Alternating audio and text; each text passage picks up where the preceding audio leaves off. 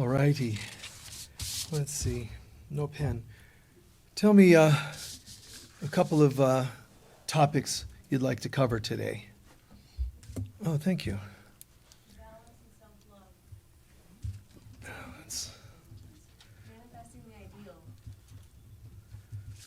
Acceptance. Manifesting. Mental health. Wait, ideal. What is the last one? Mental health.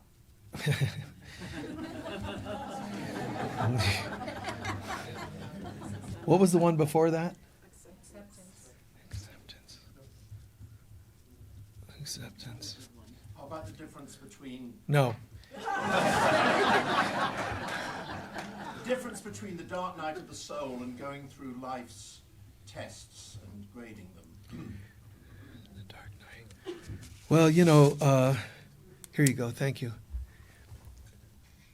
The dark night of the soul is basically like a concentrated version of life's test.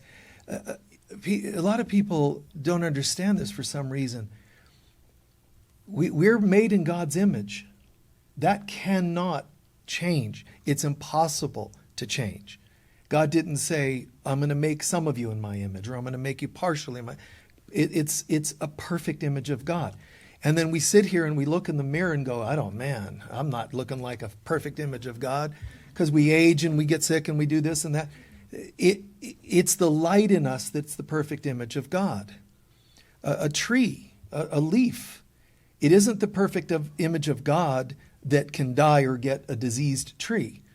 There's a light behind the tree. There's a light behind every particle in this universe. It's the light that is God, right? It's not the form, that which can change or fade or die or whatever. God is changeless. And so people struggle to understand these concepts. So we're here remembering. We're not learning, we're remembering. That's one thing I really like as a teacher, is that a lot of teachers are authors. They feel good about themselves based on writing or teaching something that makes people go, wow, I never knew that. I never heard of that. Because there's a high you get because you think you're bestowing new knowledge on people.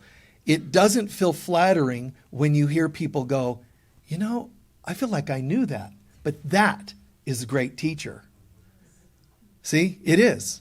Because you're not flattering yourself or anyone else. Everybody's on the same page. It doesn't mean they remembered it 2 minutes ago or 2 hours ago, but there's something familiar. There's supposed to be something familiar about God. It shouldn't be like, really, God? That's a new concept. It's supposed to be, really? Like a child. Be as children to enter the kingdom of heaven. That's what it's supposed to be like. Like, wow, that makes total sense. But I've always noticed it because people will say that. And I know that a lot of typical teachers, that's not flattering to them. And I'm not putting them down. They do whatever they do. But I tuned into that many, many years ago. And I thought, wow, that's just, I understand why they go, wow, I get it. There's a familiar energy. Sometimes they project the familiar onto me personally. I feel like I know you. It's the light that you know. The person doesn't exist. It's a hologram.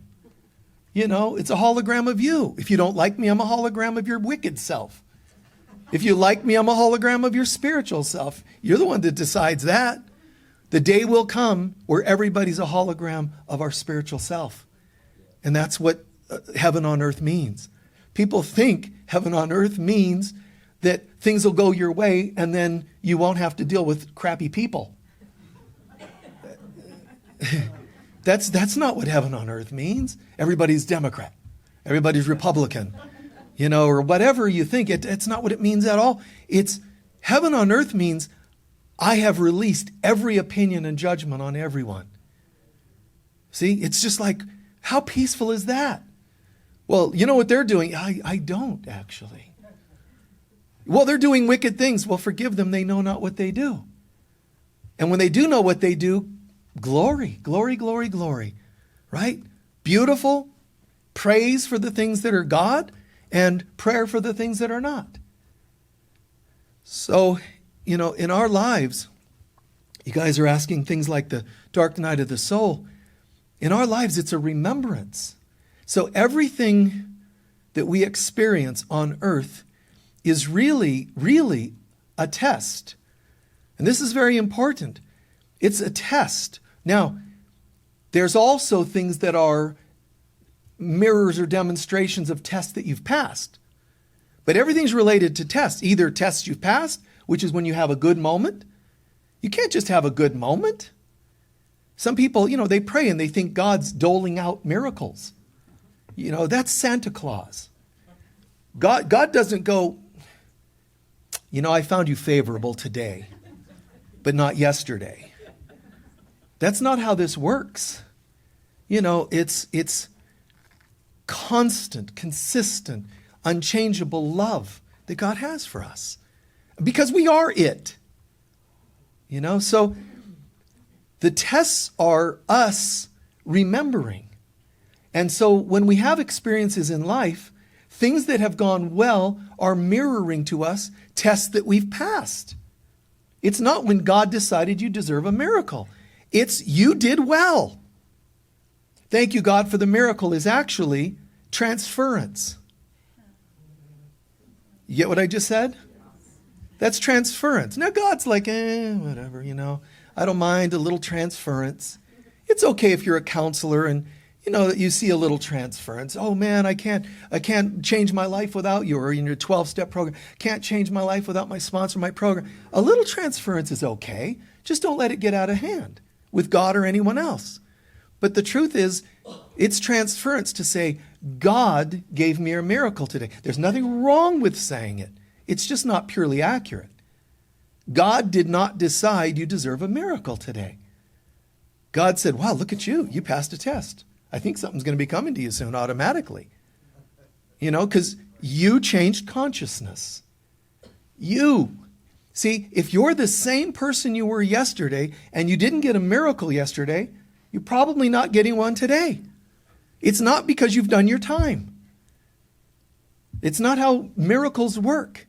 Miracles are related to consciousness shifting. I shifted here, and now life will mirror my new state of consciousness. So miracles are reflections of our new state of consciousness. Is that making sense? Yeah, and this isn't dissing miracles or God or anything else. It's just that everything in life mirrors our consciousness. Everything is about that consciousness. Everything is reflecting where we're at. Now, that sounds terrible to some because some people go, I just lost a loved one.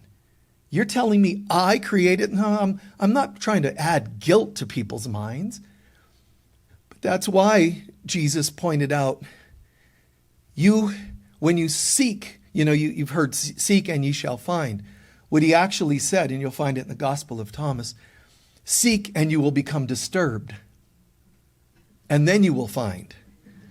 But he kind of warns you first. Like seek and ye shall find. That was the positive thinking kind of apostles that wrote that one. Thomas is like, oh, dude, there's the stuff you guys got to know about, man. Seek and you will go to hell in a handbasket, Seek, because what it means, Jesus is saying there is, when you seek, you will find all that is unlike God. And when you do that, you will then find that which is a reflection of God. But you got to look at what isn't God first. A Course in Miracles tells you, this book isn't going to teach you anything.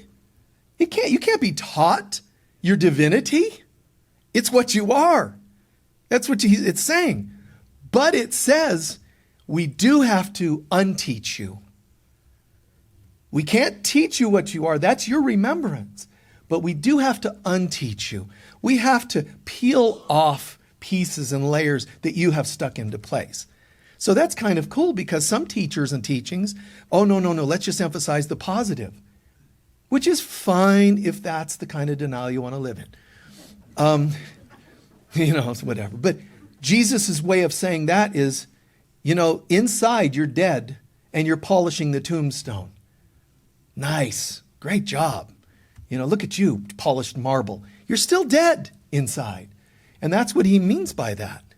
Seek and you shall find, but seek and you shall find yourself disturbed, because you're going to find the death inside, the parts of you that have not forgiven, the parts that, of yourself that have not been redeemed or clarified yet, the parts that still judge yourself.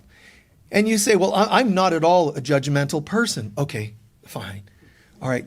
So if you're one online, around the world, here in person, and you say, I'm not a judgmental person, look at me and name one characteristic about me, color of hair, whatever it is, and you just judged me. Not judgment in a harsh sense. You think that your opinion of me is accurate, and you're wrong.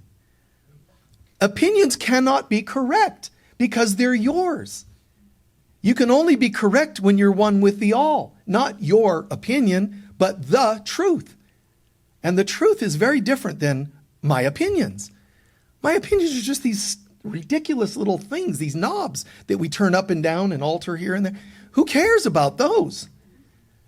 It's very empowering to realize that not one opinion you've ever had is accurate. It's really empowering. At first, you will be disturbed to hear that. I was watching this New Thought guy, and he was telling me that I'm a moron. Nothing I've ever thought is accurate and true. I thought he was going to tell me I'm wonderful. You're not. The ego self is not wonderful at all. The divine self doesn't need me to tell it it's wonderful. My words of how wonderful you really are would only fall short because they're filled with opinions. Why do I think you're wonderful? Well, because you attend regularly, or because you tithe, or because you dress well, or those are still opinions. Your perfection is held, perfectly held forever until the remembrance. That's why Jesus is so often has been quoted as saying things like that. It kind of like, in my Father's house are many mansions. Comments like that. There's your remembrance of who you are, the truth of who you are, is being held for you. And that means for you to peel layers, layers, layers, layers until you get to it. But it's held. It's not a deservability. It's not because you're this religion or that religion or no religion. It's consciousness. I've said many times, you don't go to heaven, you grow to heaven. You're either there or you're not. It's the consciousness. So, people try so hard to become better. There's nothing wrong with improving your life. There's two primary ways, change what you can, accept what you can't. And of course, pray to know the difference. But change what you can. There's nothing wrong with that. But when you do change what you can, don't change because I told you what's wrong with you and I'm telling you how to change it. Don't change because you think you know what's wrong with you. Opinions, once again. Now, what you can do is co-create with God. Empty your cup of your opinions and then refill it. That's how you change what you can. Empty your cup and refill the cup. Not you refilling it, but co-creating it with God. This is the way I used to think of myself. And I don't think that's true anymore. There's nothing wrong with saying I'm a single mom. But it is a title and it is a label and it's not who you are. But just know that. Know the truth, but respect the illusion. The truth is, I'm a divine being. Respect the illusion. I seem to be a single mom, right? Or whatever the title is. I seem to have been dealing with addiction. Just remember the word seems to. Seem. I seem to be. I seem to have gone through this or this. Don't identify with it, because you're wrong. You cannot be accurate with any label you give yourself. Even if I, as in some Buddhist meditation techniques, even if I say, okay, I'm going to get rid of all labels. I'm a holy child of God. It's another label. Because who's the one that's deciding that? Me. Oh, not good. Because that's the one that'll wake up tomorrow in a bad mood and then judge itself for being in a bad mood when you're so holy. I don't know. I don't know. I don't know. I don't know. That's a great affirmation. It doesn't sound like one. In the New Thought community, it's supposed to be, I know all. We're in trouble. Every politician thinks they know all, and they have no clue. Every doctor, that's why they call it practicing medicine, because they haven't gotten it right yet. Practice, right? Practicing law. Go to a lawyer. Hi, I'd like to hire you because you're practicing law. Oh, that doesn't sound good. Hi, you're a surgeon. Would you like to practice on me? Who would do that? You asked about self-love. And mental health, one of you asked about. Guys, don't identify with it. But if you struggle with, let's pretend for a moment, bipolar disorder, there's nothing wrong with you accepting the illusion. Accept it. Acceptance is empowering. Resistance is not. So we're going to call today acceptance versus resistance. You think that fighting something off is actually how you get somewhere. Resist not evil. Acceptance. It's okay. To just drop into acceptance. God rests on the seventh day. Let it go. Now let's let what I've done go into motion and let it go. Let it be. See? So you put things into motion. You change what you can. But there's a time where you have to accept what you can't. So you say, well, my doctor and everybody around me says I'm bipolar. I've been divorced 15 times because I can't seem to control my moods. Take some meds, man. Well, no, I heard that's an illusion. So is your opinion that you don't need meds. In the illusion, you feel like you need them. I'm not telling you what's right or wrong per se. Acceptance. Because, and I've known people, they take their meds, they work on themselves, and then one day comes that they don't need the meds. That's called healing. You're not healing by pretending you don't need them. That's not how this works. Drop in. If your checkbook says minus $1,000, you can't go to the bank and say, well, it's just an illusion. You know what it is? It's a drag to be 1,000 down. But what I can do is see that as a symbol of my lessons, my tests. And every so often in a person's life, all the little bits of tests that you didn't quite pass, they're accumulating. A little bit of romance lesson, a little bit of self-worth lesson, a little bit of this, and it all accumulates. And then on your specific day, it all comes back to you, and it's called the dark night of the soul. When all the lessons come, washing in. It's this wonderful tsunami of hell, And that's why in the dark night of the soul, it's why everything seems to go wrong. And humans, look at them, man. It's just, why? Why, God? God's like, no habla inglés. I have nothing to do with this. Why, God? Why did you allow me to, and God's like, whatever. These are your lessons and, you'll get there. Don't worry. Oh, Lord God. The more you do that, the more you're projecting stuff onto God, and then you can't heal as quickly. It's better for you to accept. Yeah, but I'm a spiritual teacher, or I've been a good mom. Look at all I've done. Raised my children on my own, had to get 3 jobs. None of that will erase the dark night of the soul. Because the dark night of the soul isn't there to invalidate how hard you've worked on yourself. It's there to bring up the pride you have in having worked on yourself. You think you're wonderful because you went and got 3 jobs to raise the kids all by yourself. And you think that's what makes you wonderful. So we're going to go ahead and remove some of that. We're going to make the kids all become crazy, just total addicts, and they won't talk to you anymore. How could they do that to me? Because you think that you, on your own, became a good parent because of you. It's only because of your divinity. Remember your divinity, and it will keep the dark night away, and that's the only way to do it. Any little prideful moments, look at me, I'm so spiritual, all that's coming back at you, man. Any amount of pride, any amount of having not learned lessons. And you can say, but I'm spiritual, the dark night shouldn't come. If you're spiritual, you will practice acceptance, not denial. not resistance. It's very challenging for us to accept that. You know, this stuff comes and you'll, well, I'm going to, I've got some challenges. Let me get my little book out. You know, I'm going to decree. This is not happening. You know?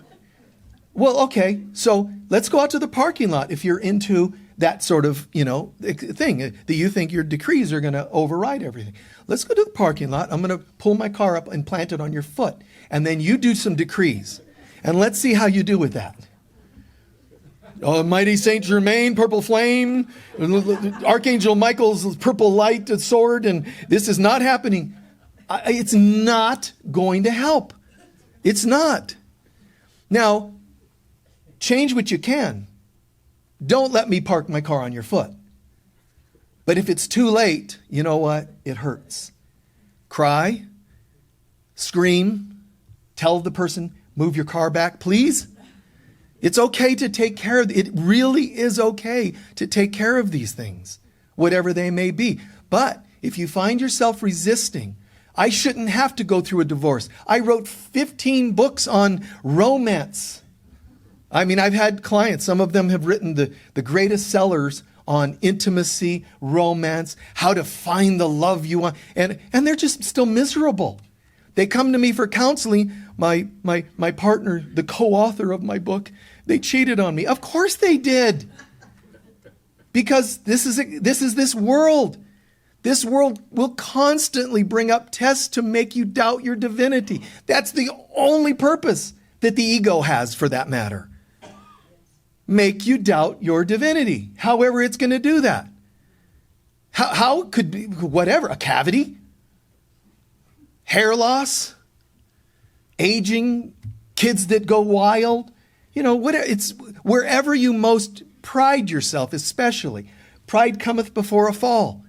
If you want to know what's going to fall apart in your life tomorrow, look at whatever you're proud of today. And I'm talking about pride, not righteous pride. Like I'm proud of getting my life together, let's say. I'm talking about righteous, the ego-based pride, self-righteousness in a negative sense.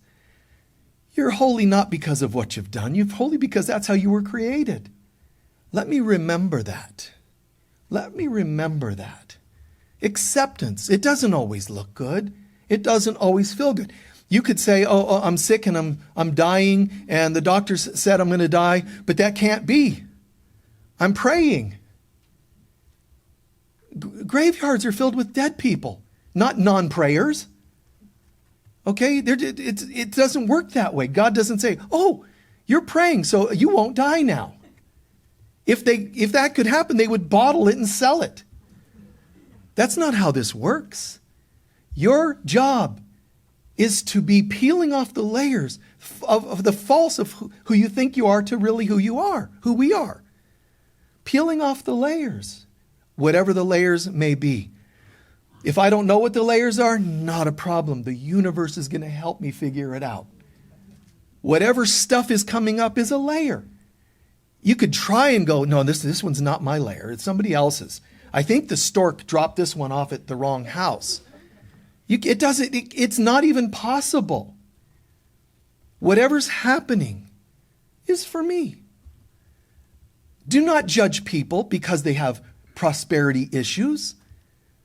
It doesn't matter. You have a splinter in your finger. It's all painful, and it is not God's will that you have a splinter or prosperity issues. It is righteous to affirm God's will in our lives. It is righteous. But is it because you're begging to get out of pain? See, that is an important lesson, once again, we have with Jesus. Jesus in the Garden of Gethsemane has that moment where you hear him saying, basically, if it were my will, let this be done. But I don't want my will. He's talking about the individual ego self. He's telling you what you and I would be doing. He's demonstrating for you and I. That's what he's doing. He knows people are going to read about this later.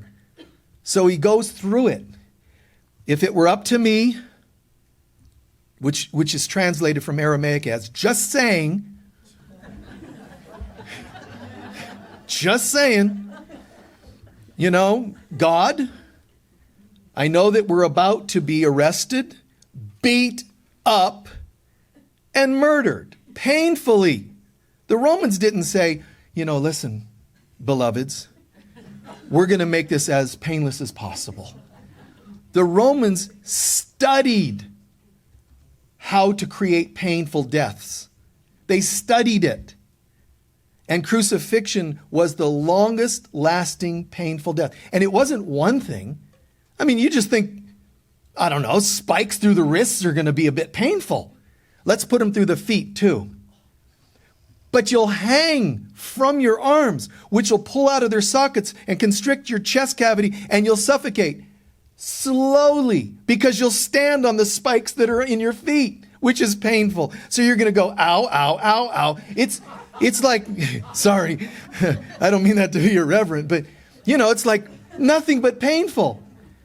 Ow, ow, ow, can't breathe. Oh, you know, just on and on and on. Painful. They studied this to make sure you suffer. It's intense. He knows. I mean, you have to admit, Jesus is at least a little psychic. He kind of knows what's coming. He didn't go, you know, the Romans arrested me, but I'm thinking that they're going to go, you know, we kind of like you. We're just going to, you know, let you off the hook. Everything's fine. No, everything went wrong. Everything. Pilate tried to let him off the hook. Pilate tried to talk everybody out of it. Do you know? You know that, right? And by the way, why did he do that? Because his wife had been given miracles from Jesus. And she said, this is the man who performed a miracle for one of our family members. This man is holy. Pilate, do not have anything to do with this crucifixion. And Pilate succumbs to what? The world. His reputation as a good mommy, as a good daddy, as a procurator, and so on. You and I have pride on our labels, and it's not always easy to let them go. You drop all the masks. You drop them. What religion? What gender? I don't know. You know, who's able to do that? It becomes confusing to people if you don't hold a label. You know? Oh, are you one of us? Are you one of them? Are you the... You know, and if you say, I whatever, I don't do any of that, then both are going to hate you. It's really hard to just be as God created us to be. The world is designed to ruin that, to not let you be who you really are.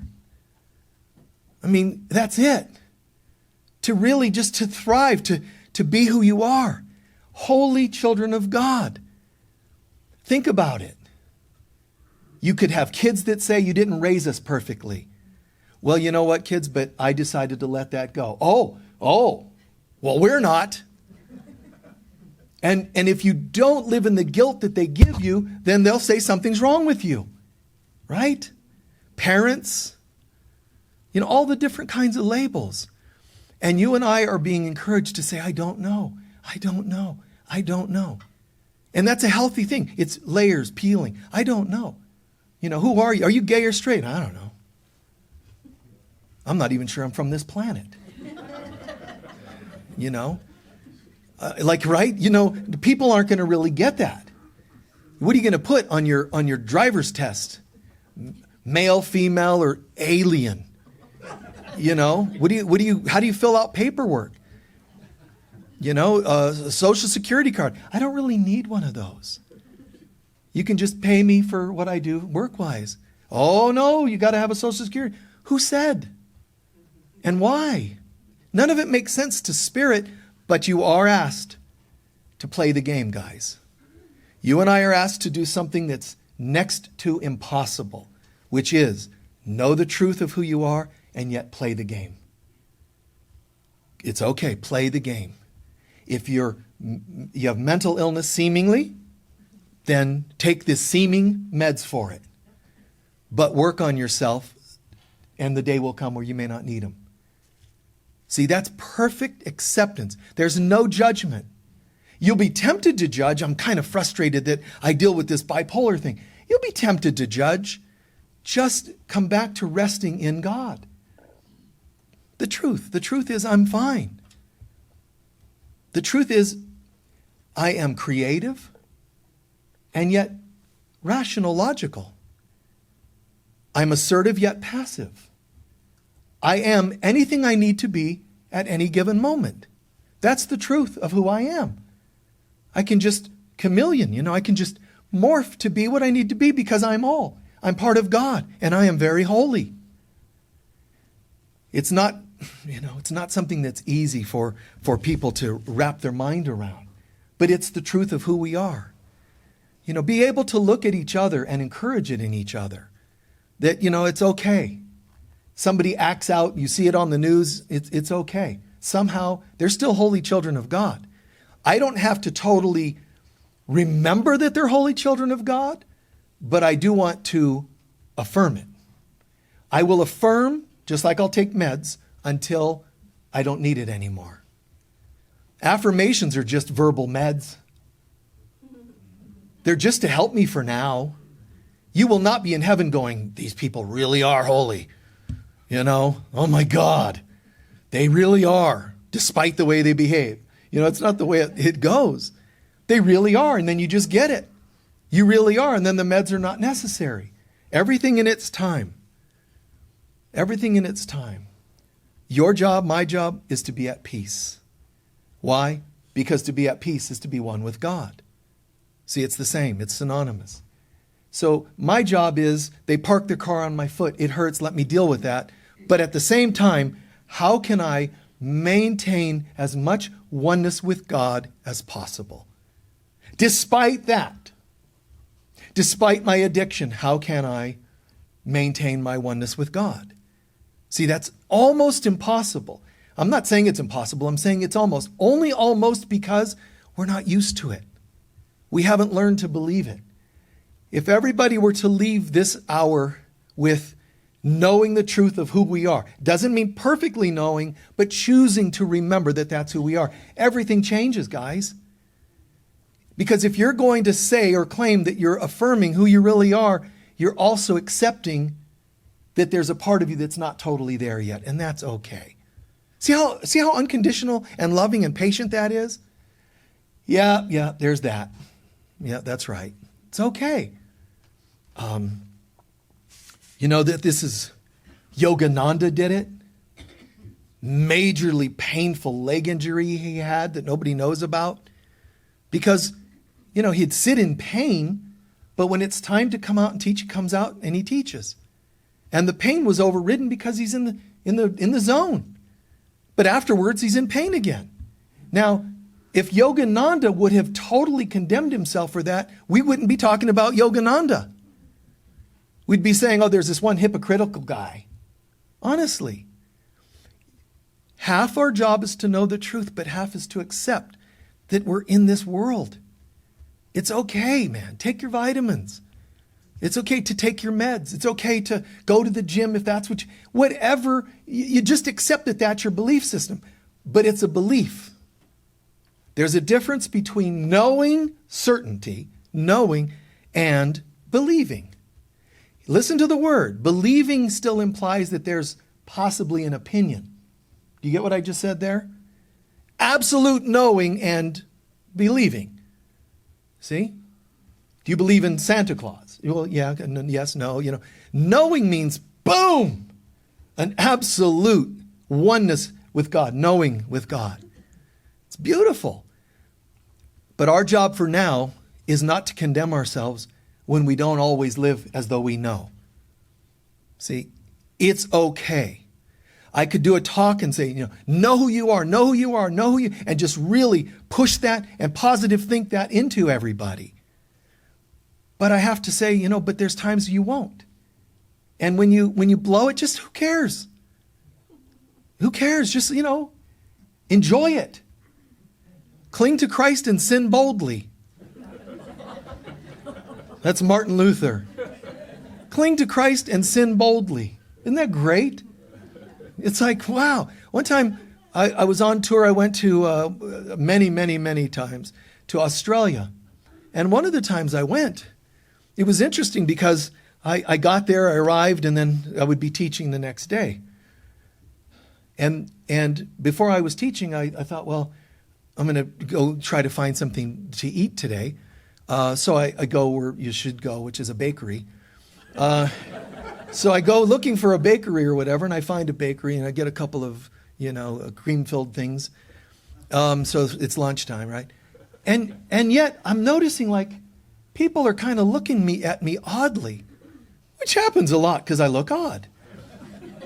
But people, I'm just noticing, and I'm thinking, is it because they can sense American? Is it my hair? Like a long hair, Well, I wonder, honestly, I was like, this is kind of weird.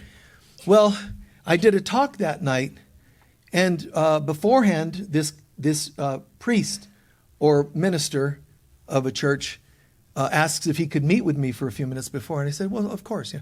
So whatever he was, Lutheran, I think, but he meets with me and he says, how's it been? How you've been feeling about everything here? I'm like, what do you mean?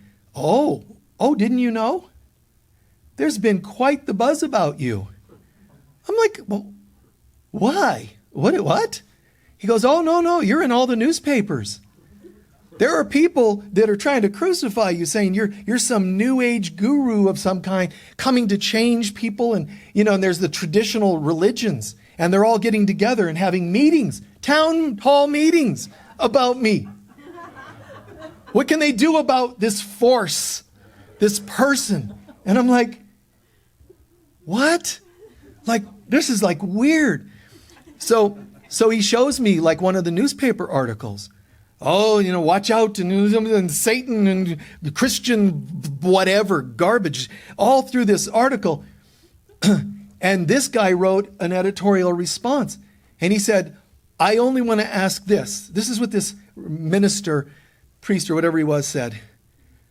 Have any of you ever met him? Case closed. It was amazing. I'm like, well, yeah, there you go. Forming opinions based on somebody said, and on and on. It's just ridiculous. Now, the sad thing is, our families and other people do that to us, and we actually take the bait. It's a test. This isn't a opportunity for you to just slam your family members or your partners or your children, whoever talks bad about you. This is a test. Honestly, listen to this. This is Spirit saying, do you believe that? When you react, you've actually confirmed that you believe on some level what they're saying. It doesn't mean you're literally taking the full bait and going, I totally believe that I'm some bad person. But it means you have doubts in your belief systems. And when you see it, forgive them, they know not what they do, attitude, you'll know it's different. But if you pretend to get it, this doesn't bother me at all. That's not real, and I understand, because you're trying to not let it bother you. It just doesn't help. It's better for you to accept, man, that kind of hurt. Like, wow, good one. Guides, spirit helpers, you threw that one in under the radar, didn't you? Wow. I thought I was just touring, and people like you when you're touring usually. They don't usually buy a ticket and go, I hate you. I hate, it's kind of, although it's happened a couple times. But the weirdest thing, I was in a place that's a little more traditional on tour, Texas. What? And I was talking about God not being judgmental and so on. And people were like, well, this was like a novel concept for somebody. People are like, wow. And you can just tell, heartwarming. God's not hating us. God's not judgmental. That's great. This one gal got up the back of the room to leave. The whole movement from one end of the room to the other, to the door, she was flipping me off. Nobody else could see her because she's behind them. She's just, and it's like, wow, that's wonderful. Is that a yoga mudra of some kind, hand mudra, it is what it is.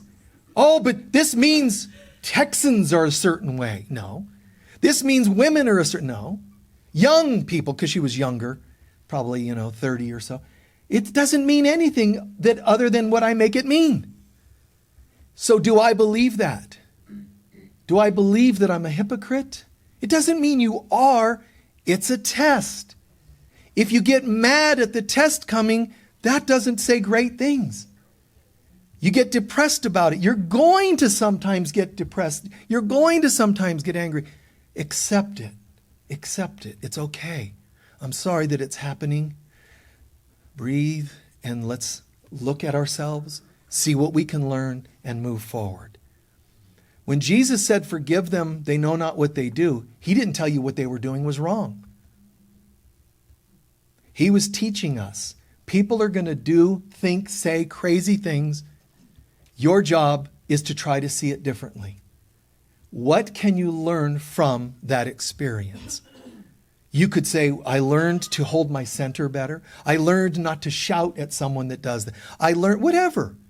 Now, if you learned from it, you already started transmuting it. If you don't learn from it, it's their fault. No. You had every right and every possibility here to go, I wonder what I can learn from that. Well, I can't learn things from terrible things. Someone murdered my whole family. What am I supposed to learn from that? Lock my doors at night? Well, you're being upset and you're triggered. It doesn't mean you have to come up with logical kind of intellectual ahas. It could mean the deepest things you can't even imagine right now. It could mean I need to learn to love people like my family, whether they're alive or not. I need to love unconditionally. Oh, and maybe I need to love the person who killed them. Oh, I'm not going to do that. Lesson not learned. Dark night of the soul. Get ready. That's all it comes down to. We're just remembering. And it's beautiful. We're remembering. This is beyond words. We're remembering our divinity. It might take some time. This is an essential law of the universe to understand this, that how the creation process works. Know the truth, respect the illusion. Lots of people know the spiritual law called preach the truth. Tell everybody the truth, lowercase t usually. Everybody's got that one down. Do you have down to know the truth, but respect the illusion? Guys, do what you can. Do your prayers. And you see someone else who doesn't pray at all. Pray for them then. Do it for them. You're one with them. No, I'm not. I'm a prayer and they're not. So now you've separated. Divided we fall. See? It doesn't matter. All consciousness is right here. All consciousness. So somebody's going to do their tradition. Someone else is going to do their tradition. It's all the same. We're all just trying to remember something wonderful called God. So you do it in one tradition or another. How do you wrong people? And those who wrong people for diet. You shouldn't eat meats. Really? Tell that to the ancient and modern Native Americans. Oh, they're sinners. They should be vegetarians. That's the new religion. Or breatharians or whatever you are, So that's the new religion. You don't be condemning people. They shouldn't pray with their forehead to the ground. They should do it in a different language. None of it matters.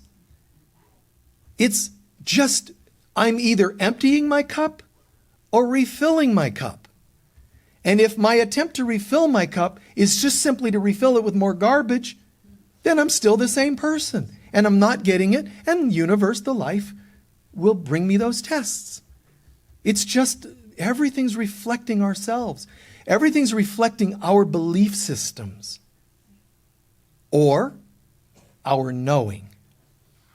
When things start feeling better, not feeling better meaning excitement, feeling better as in peace, love, joy, really truly feeling better on a heart and soul level, then you'll know that you started passing more tests.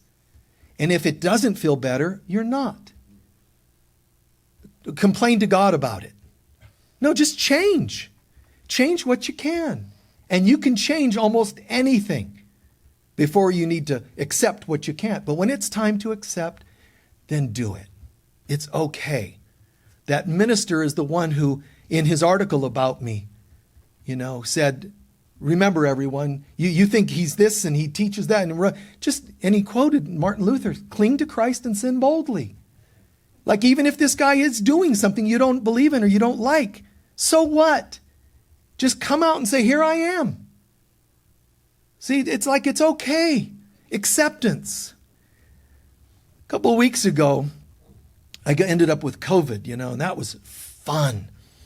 I don't know how much was COVID. I tested positive for a few days and then it wasn't tested. It didn't test positive anymore, but it was COVID pneumonia, as they're calling it. So, what a blast. So, it's acceptance. Now, I could say I've never missed a class, a workshop, a Sunday ever in my life, and I've been doing this a long time. So I had to sit first and accept I'm going to miss my first Sunday. That felt a little bit like a bummer, but I also was just kind of accepting it. Am I going to put pride in that? Because then that's going to hurt me, right? No, I shall not. And I know I won't even drive. I'll walk to prove. You drop into acceptance. I dropped into, some folks stopping by here and there to do things and take care of things. And, the pneumonia thing, man, it's just you can't breathe and it's just pretty wicked. But there was this moment. I'll tell you a couple quick things.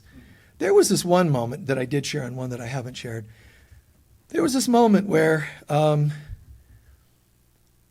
I thought, you have all these different sensations. And I didn't have some of the COVID symptoms, except that one.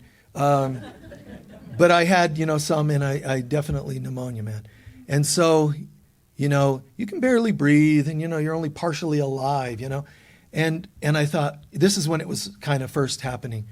And these guys, they're very supportive. A few of you decided to, show up and, decided I needed the emergency room. And then the emergency room decided I needed the hospital, but I got out of that. So let me explain. So before this actually all went to hell, I thought, I got to go sit in my hot tub, which is great because that just adds to the lightheadedness.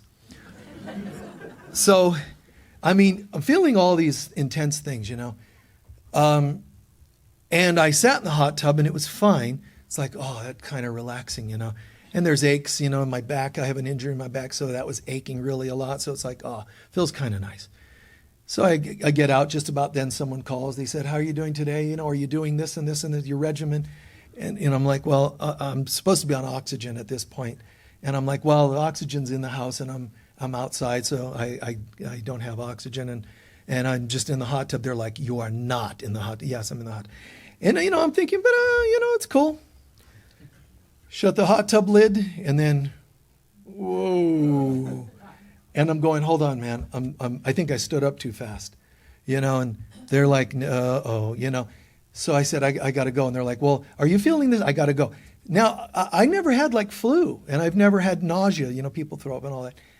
And I started feeling that. And so there was this moment of like just, no kidding, just collapsing to my knees and then down in the bark of my yard, kind of, oh my God, like I'm sick. I'm going to start vomiting, Thanks for joining us today, by the way, all around the world. So I'm going to start vomiting. Now, there was a part of me, I'm not kidding, there was a part that said, really? You're going to add vomiting to everything else I'm feeling? And then, there's a part. Do you know how long I've been teaching? I've been doing a lot of good, man, on this planet. You're going to try to bargain. Don't. The prayer in the Garden of Gethsemane is not, get me out of this. The prayer is, be with me while I go through this. So there I was, and And I'm only dry heaving, which is really great. So I'm dry heaving with, I'm shaking and I got these children, and dry heaving, so all these things are happening at once. And I'm alone in my garden. I thought all they have to do is spread the bark, drop me in and cover me. This is where they're going to find me, right? So it's just, certainly the plants will grow a lot better. And so it was really weird, but I swear to you, I still had to. I got to choose. Oops. I was starting to say, help, meaning get me out of this. No, be with me while I go through this. It's the second time in my life that I had something that intense where I just said, be with me while, and it faded and it was gone. It's probably 2 minutes. Now, please remember acceptance. Be with me while I go through this. The ego is going to say, get me out of this. Why? Because it doesn't want you to learn and heal. It wants you to stay miserable and have the symptoms pass so they can come back again later. Be with me while I go through this prosperity issue, poverty issue, divorce. Instead of help me defeat everybody, help me win, help me stop. Be with me while I go through this. That changes your consciousness more than your circumstances. But when you change your consciousness, it'll change your circumstances. You change your beliefs. But one of the empowering pieces is called acceptance. Well, no, acceptance means I'm going to accept failure. Now I can't change anything. No. Acceptance. This seems to be, be with me. Show me differently. And if you're still dry heaving or you're vomiting or whatever, you're changing your consciousness even though you don't think you are. You're changing your consciousness. The world's going to say, no, you're not. Look, but you change what you can and accept what you can't. And it faded. Now, one quick lesson related to that. While I was there, I'm going, you try these things, like why? Why would this, why add one more thing? What's going on? You'll try that because that's your head trying to plant a label on why it's happening so that you don't accept it. You understand what I just said there? If I get to label it, I'm still in control. Acceptance means I don't know, which is empowering, but it feels humiliating. So I stopped for a second and I was kind of, praying and talking and sharing and like, wow, why and what and da-da-da-da-da. And it's not like God parted the clouds and said, beloved Michael, you are so damn close to ascending that we just needed to purge away one little extra physicality. And you're coming home, man. You're just my beloved son in whom I am well pleased. I didn't hear that. What I heard, and I'm not kidding, don't take a bunch of pills without food. That's what happened. See, sometimes that's the guidance you get. Dumbass. You're supposed to eat food with all those. I took a handful. See? Boom. Okay. That should help. Go sit in the hot tub. And it just worked me over. And I got out and I'm like, God, I'm like clammy and cold. It shouldn't be the sensation after a hot tub. It is when you do a bunch of pills. Every kind of thing they give you, I don't remember the names, all these different things. And nutrients, Oh, yeah, food. Oh, yeah. So, you could summarize that lesson. Get in your body. Listen, pay attention. Instead of going, just come on, ground yourself. Practical lesson, you see? It's beautiful. But one last one I'll share before we're done. This one I hadn't told anybody, but one of you knows about it.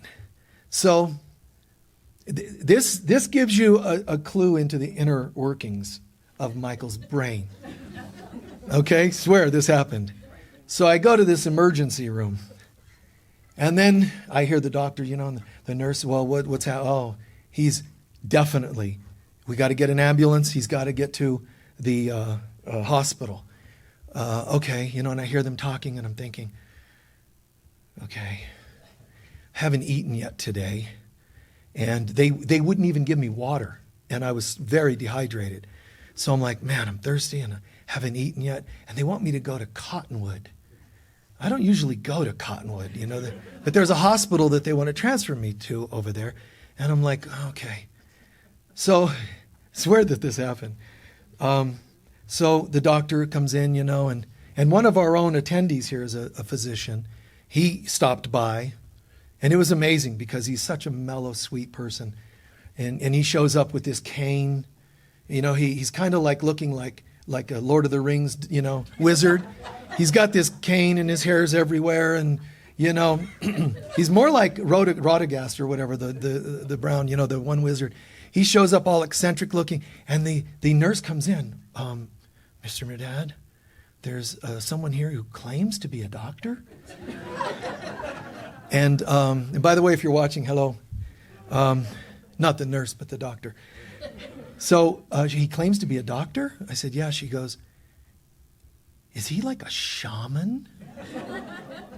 And I'm like, she's wanting to have a conversation, and she goes, because this is Sedona. Like, is he like a shaman? He comes in with his, crystal walking stick and things carved into it and whatever, So I just said, yeah, he's actually a doctor, So he shows up and unfortunately he was hearing some of the conversations. So they're telling him this is pretty serious. And then the doctor's going, we're calling an ambulance. We got to get you to the hospital. And I go, do I have to go? And this doctor from here looks, you will do what the doctor tells you to do. And I'm like, I'm suffering, man. Be nice to me. So here's what happens. The way my mind works. Our doctor leaves the room, and I'm like, oh, score. Okay, so now I can work the other doctor. I said, now, what's the main issue? Well, your oxygen level is like heart attack level. So we have to get me an oxygen tank. And then I can go home and I'll just be on oxygen. There are none anywhere in the state of Arizona. We have a waiting list. There are none. And I go, all right, if I can manifest one, will you let me go home? And now they're having conversations and debates, and then the other doctor comes back in, you need to go, to the hospital. And I say, oh, I'm totally willing to go to the hospital,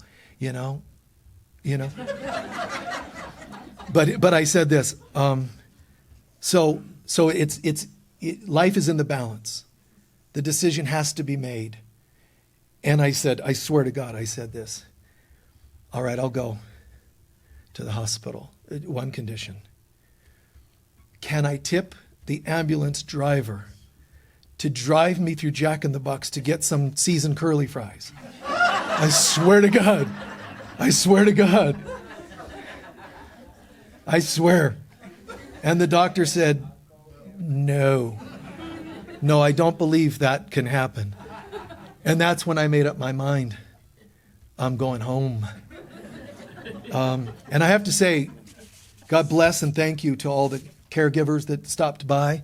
Not once did they rebel against my, they would bring me pizza. All the greatest things for pneumonia. They would go, here's the pizza with extra cheese. Never did they question it. I lived off mostly cookies and pizza, and that's the way it is. And I thought, there's this moment where they're like, you have to have veggies. Well, they know I'm not going to eat veggies. Bless you. So they think, well, let's give him green drink.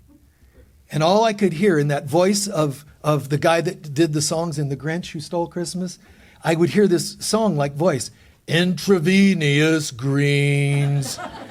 I said, it was like, they're gonna try to find a way. So I told one of our caregivers, don't let them do anything that I don't want to do. No greens, no hospital, no, Now, that said, the moral of the story, I did accept 90-something% of what they told me to do.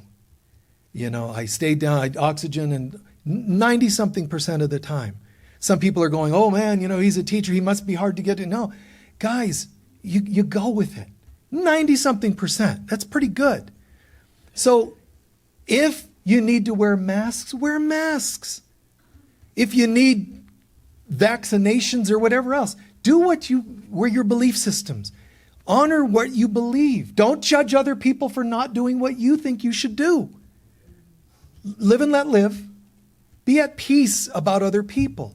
Can you believe they're wearing and not wearing? And, you know, I mean, we've been doing this for a couple years, hundreds of people I'm around. If you don't wear a mask, or if you don't get vaccinated, or if you don't this and that and the other, and you're around hundreds of people every week, and you get COVID, accept it. Don't go, how could this be happening to me? Really? Do you need somebody to explain the biology? I mean, really? It's okay. And if you get COVID or the flu or bronchitis or pneumonia or whatever, it is what it is. I accepted. I told one of the caregivers, look, if this goes south, man, tell everyone I'm sorry, you know, for this and that and the other, and shared a few, you know, tell love everyone, and you know, that's it. Just it's acceptance. Something is going to kill you on this planet. When you go, are you at peace with yourself? Are you still thinking you should have lived forever? Are you still thinking you should have never gotten sick? Are you still thinking you shouldn't have gotten cancer because you don't smoke? Whatever your little rules are, stop. Something's going to be your escort out. Your cab. Your Uber driver. Something's going to be the vehicle. You're not bad for getting sick. Nothing can change your holiness. Child, senior citizen, stuff is going to happen. And I'm sorry that it does. It's this world testing you, trying to make you doubt holiness. Someone will die because it's testing you. If you believe in holiness, there's no such thing as death. Your job is to laugh at it and go, isn't that funny? I have read 3,000 books on reality and illusion, and I'm still triggered by someone dying. You'll know that you're holy when you can laugh at that. Instead of, how could this be happening? The books told me. A Course in Miracles tells you. This whole thing's an illusion. But it still tells you, take an aspirin when you have a headache. Guys, how much more unconditional can God be than to say to you, you're holy, nothing can ever change that? Be at peace. You mean when we're always holy and feeling our light aura is bursting and we're doing Merkaba meditations? And no, when you're dry heaving in your garden. It's you know, laugh at it a bit. Isn't it silly? Isn't it silly that you humans, you know, like you're holy, and yet you drank too much last night and you're bent over a porcelain toilet. How could this get any more humiliating? A toilet. You're on your knees in front of the toilet more than you ever have been on an altar. I mean, at some point, can you go, this must look weird to angels. Oh, God. God, help me. Oh, look, someone's praying. Let's fly down and see who it is. Oh, don't look. Don't look. Don't look, man. Vodka's coming out now. It's okay. Angels look at us and just go, wow. They're just like, wow. You know, how much longer do you want to do this? Oh, never again. Never again will I drink. Bring. Hey, man, we're partying tonight. I'll be there. I'll be there. Oh, I'll be there. You know, it's just all so laughable and silly. Was I laughing the whole time that I felt this and that? No, man. No. But I kept affirming the truth This is how I feel. When you're mad at someone, oh, I shouldn't be mad, I'm spiritual. Guys, it's how I feel. Thank you. It's how I feel right now. Am I determined to hate you? Absolutely not. But is it how I feel? Yes, I'm really angry. Talk to me about that, says Spirit. Oh, you don't want to know. Yeah, I want to know everything. Get it out of your system. Oh, but I'm thinking hate.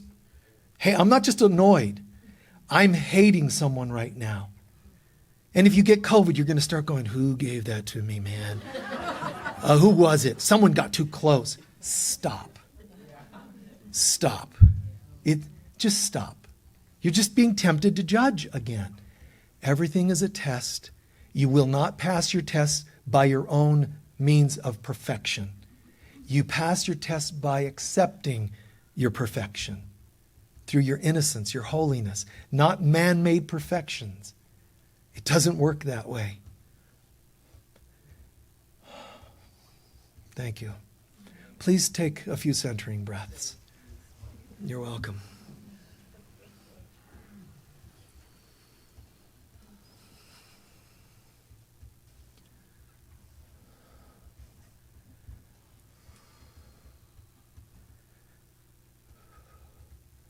Meditate these words. I need do nothing. I need do nothing.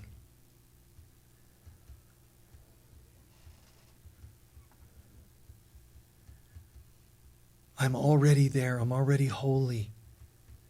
God, help me to forgive myself for all that I think is wrong with me and all that I think I need to do to make it better. No amount of my attempts to become holy will make me holy. I already am.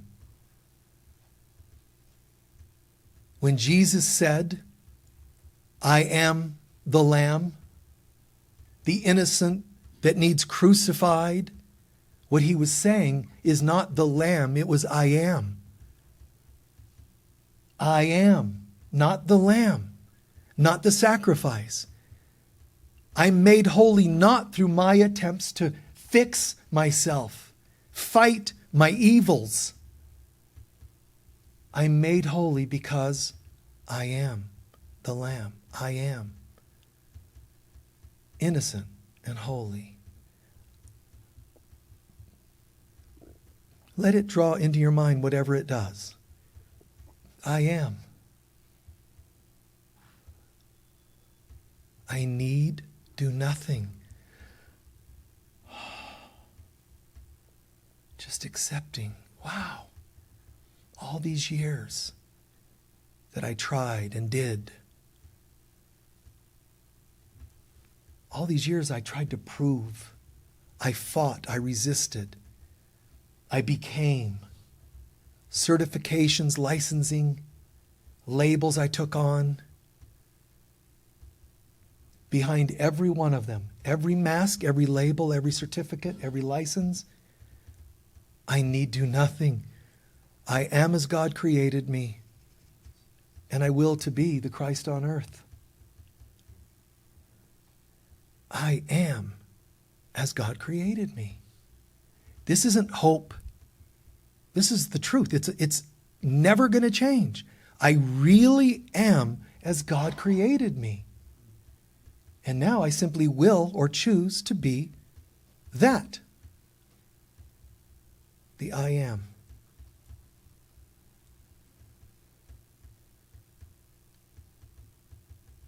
How can I practice this and make this manifest? Not just saying it. I am determined to see this Christ in everyone else. That's the only way I can anchor it in myself. Saying it becomes a theory. Seeing it, perceiving it in others, it becomes a reality. And then it comes back to me as that good karma, that good reality. It becomes anchored in me when I share it with others. I am as God created me, and I will to be the Christ on earth. You are as God created you. I choose to see you as the Christ on earth. I'm aware that I have other opinions of you, but I accept that they're wrong. None of my opinions about you. None. Your hair color, your behavior. None. If they're seen with my human senses, they cannot be accurate because human senses come and go. But my divinity doesn't. It's here always. Namaste. The divine in me is absolutely honoring the divine in you. And for the last few seconds, let the image of anyone that the Divine Mother chooses to bring into your mind and extend that to them. It doesn't mean you agree with their behaviors. It means despite their behaviors, you're affirming you are the Christ on earth and you are very holy. A few images, let them come to mind.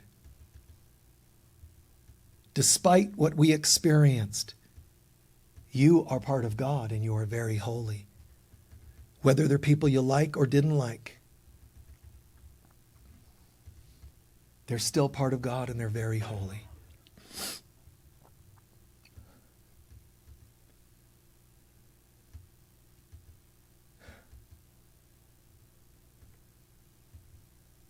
Beautiful.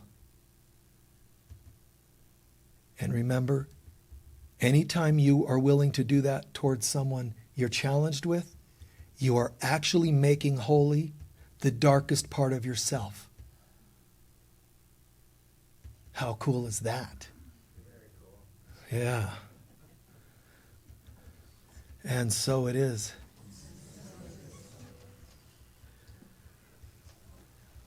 Thank you. We're going to just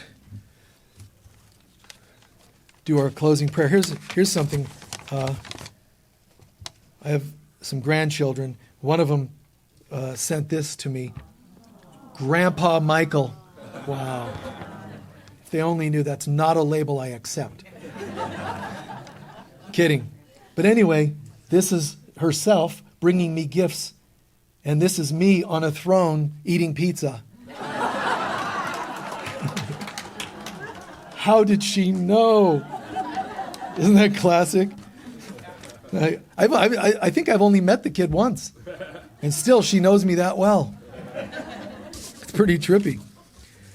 Well, thank you, everyone, for your time. We're going to do our closing prayer. God bless you all. Please stand for our closing prayer.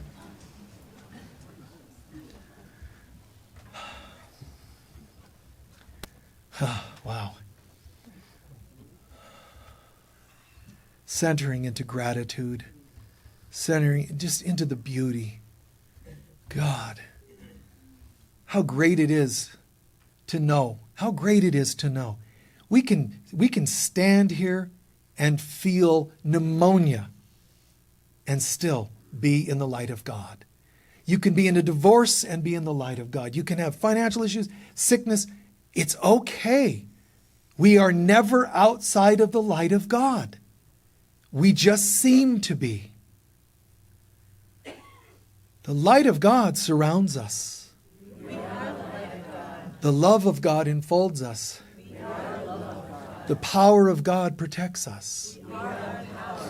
And the presence of God watches over us.